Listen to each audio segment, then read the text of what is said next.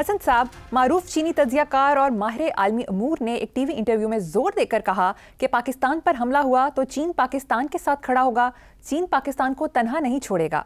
जब पाकिस्तान में चीनी बाशिंदे पर हमले हुए तब भी चीन ने जामे तहकीकात का मुतालबा किया और पहलगाम हमले में भी चीन का यही मौकिफ है। पूरी दुनिया से आवाज़ें उठ रही हैं कि इंडिया पाकिस्तान पर हमला करके गलती करेगा। आपका क्या ख्याल है? नहीं, मेरा क्या ख्याल, उन्होंने बड़ी बुनियादी बात की है। और देखो, अच्छा हुआ याद दिला दिया आपने कि उन्होंने चीनी बाशिंदों पे हमले के हवाले से बात करें तो उन्होंने भी तहकीकात का मुतालबा, पहलगाम हमले पे यही रवैया पाकिस्तान का है। तो ये होशमंद कौमों का एटीट्यूड है, बजाय इसके कि वो चढ़ दौड़ते। लेकिन चूँकि इनके अंदर गंद है और जहर भरा है, अदरवाइज़ नेचुरल रिएक्शन वही था जो चाइनीज़ का था अपने लोगों की उस पे, उन पे हमले पे। सो पूरी दुनिया वैसे तो आवाज़ें उठा रही है कि इंडिया पाकिस्तान पे हमला करके गलती करेगा, और ये कॉमन सेंस की बात है, इसमें कोई लंबा चौड़ा अक्ल वाली बात नहीं। लेकिन जो जिन्हें एडवेंचर का शौक़ होता है ना, जो नीम पागल से होते हैं, वो उनसे किसी भी बात की तवक्को की जा सकती है।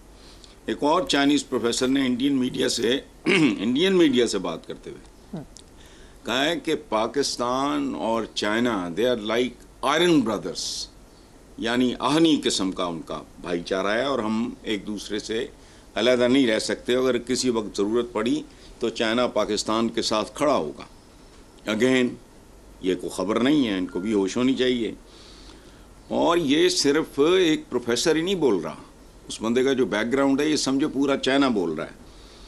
अच्छा, इसके अलावा मैं सुन रहा था एक अमेरिकन रिसर्च फेलो है डैनियल माकी, जो ख़ास तौर पे साउथ एशियन अफेयर्स पे ना स्पेशलाइज करता है। तो उसने कहा कि 2019 पुलवामा एडवेंचर में भी इंडिया पूरी तरह फेल हुआ है।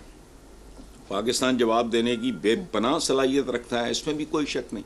उसकी वजह है, लंबी चौड़ी तफसील में जाने की ज़रूरत नहीं। पाकिस्तान जितना बड़ा है अल्हम्दुलिल्लाह उससे आधा भी होता तो न्यूक्लियर पावर होने के हवाले से तो वी आर एट पावर, और शायद बेहतर ही हो। वक्त आएगा, पता लग जाएगा। तो बहरहाल देखते हैं क्या होता है। ठीक है हसन साहब, बांग्लादेशी फौज के साबिक मेजर जनरल फजलुर रहमान ने तजवीज़ दी है कि अगर भारत पाकिस्तान पर हमला करता है तो बांग्लादेश हुकूमत भारत पर हमला कर दे।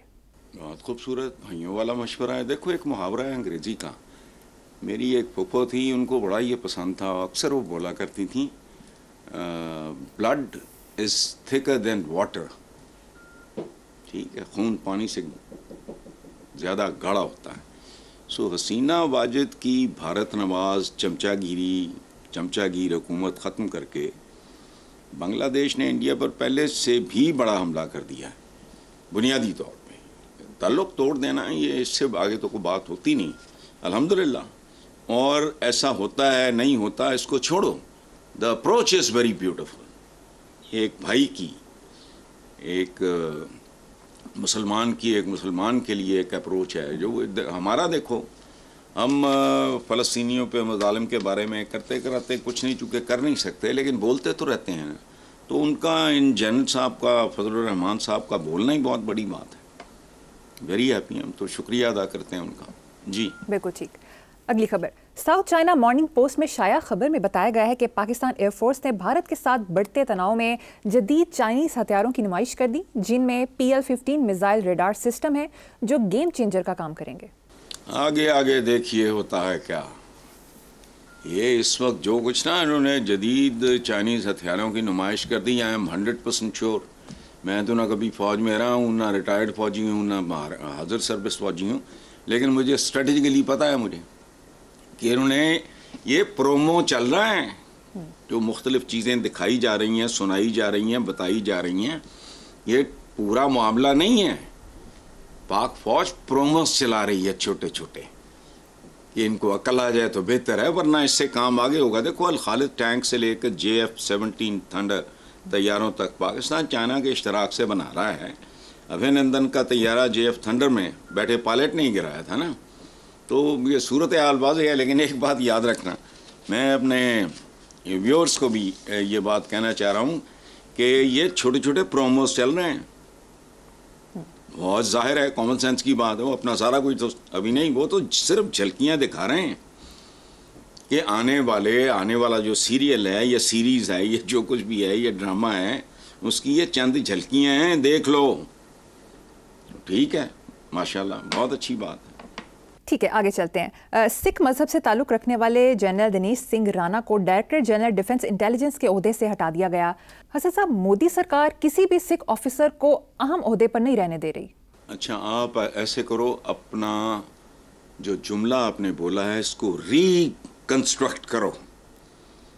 मोदी सरकार तो हिंदुओं, मुसलमानों, ईसाइयों, सिख अकेले नहीं, वो उनका बस चले, किसी और को जीने न दें।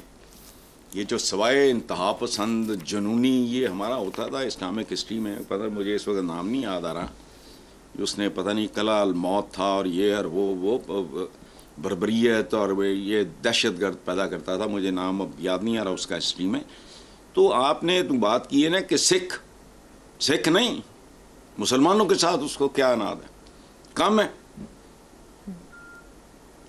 ईसाइयों के साथ क्या नहीं हो रहा, इवन हिंदुओं के साथ नॉर्मल जो इनके चहेते हैं, पालतू हैं, उनके अलावा वो तो किसी के लिए भी। देखो, ऐसी हुकूमत जिसकी बुनियादों में नफरत हो, अनाद हो, वो तो इंसान दोस्त हो ही नहीं सकती। जबकि हुकूमतें होती हैं जो अपने अवाम के लिए, ये मैं आइडियल बात कर रहा हूँ, ये नहीं है कि हम कोई ऐसे तजर्बों से गुजर रहे हैं, हरगिज़ नहीं। हमारे यहाँ सिख भाई, हिंदू भाई जो बड़ा कंफर्टेबली, क्रिश्चियंस हैं, आम हैं, दोस्त हैं हमारे। बल्कि एक बार तो मैं इंडिया भी गया था, नज़ीर कैसर पाकिस्तान के बहुत लीडिंग शायर हैं, ही इज़ अ क्रिश्चियन।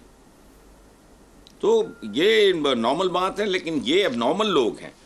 और ख़ास तौर पे सिख इनको ज़्यादा चुपते इसलिए हैं, एक तो वो दलेर लोग हैं, और दूसरा अब एक नारा है जो इनकी छेड़ बन गया है, खालसा खालिस्तान का, कश्मीर पाकिस्तान का, और ये आज नहीं तो कल, कल नहीं तो परसों ये होना है, ये याद रखना। सिर्फ इसमें एक बहुत बड़ी कमजोरी, इससे लगता है किसी सिख ऑफिसर नहीं, इनको नॉन हिंदू की मैं बात नहीं कर रहा, नॉन इंतहा पसंद पागलों के ग्रोह में सिर्फ पागलों की गुंजाइश होती है, डाकुओं के ग्रोहों में साध नहीं होते। Very true. कव्वाल के, वो जो कव्वालों की पार्टी होती है उसमें बेसुरों की गुंजाइश नहीं होती, यूं कह लो, जैसे मर्जी कह लो।